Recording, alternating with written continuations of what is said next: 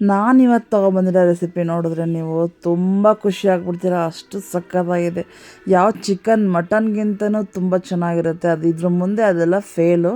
ನೋಡಿ ಎಷ್ಟು ಚೆನ್ನಾಗಿರುತ್ತೆ ಅಂತ. ಬನ್ನಿ ಮಾಡೋಣ. ಇವಾಗ ಮೊದಲಿಗೆ 1 ಕಪ್ ಮೊಸರು ತೊಗೊಂಡಿದ್ದೀನಿ, ಸ್ವಲ್ಪ ಚಿಲ್ಲಿ ಪೌಡ್ರು, ಧನಿಯಾ ಪೌಡ್ರು, ಗರಂ ಮಸಾಲ, ಚಿಕನ್ ಮಸಾಲ, ಸ್ವಲ್ಪ ಕೇಸರಿ ಪುಡಿ, ರುಚಿಗೆ ತಕ್ಕಷ್ಟು ಉಪ್ಪು, ಜೀರಿಗೆ, ಶುಂಠಿ ಬೆಳ್ಳುಳ್ಳಿ ಪೇಸ್ಟು, ಕಸ್ತೂರಿ ಮೇಥಿ ಇಷ್ಟನ್ನು ಹಾಕ್ಕೊಂಡು ನೀಟಾಗಿ ಮಿಕ್ಸ್ ಮಾಡ್ಕೊಂಡಿದ್ದೀನಿ.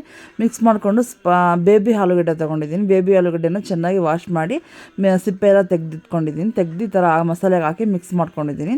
ಮಿಕ್ಸ್ ಮಾಡ್ಕೊಂಡು ಒಂದು ಪ್ಯಾನ್ಗೆ ಸ್ವಲ್ಪ ಎಣ್ಣೆ, ಗರಂ ಮಸಾಲ ಹಾಕ್ಕೊಂಡಿದ್ದೀನಿ. ಇಡೀ ಗರಂ ಮಸಾಲ ಹಾಕ್ಕೊಂಡು ನಾವು ಆಲ್ರೆಡಿ ಮ್ಯಾರಿನೇಟ್ ಮಾಡಿದ್ವಲ್ಲ ಅದನ್ನು ಹಾಕಿ ಚೆನ್ನಾಗಿ ಮಿಕ್ಸ್ ಮಾಡ್ಕೊಂಡಿದ್ದೀನಿ.